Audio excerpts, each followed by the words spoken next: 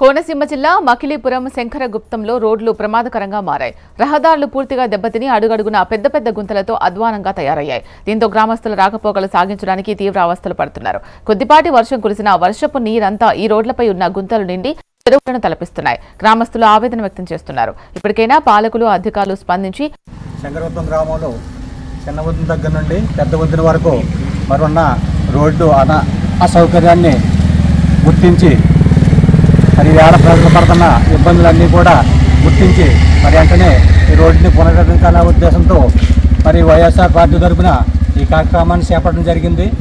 ఇది ఎవరిని కించపరచాలి, ఎవరిని వేరే విధంగా మాట్లాడాలని కాదు.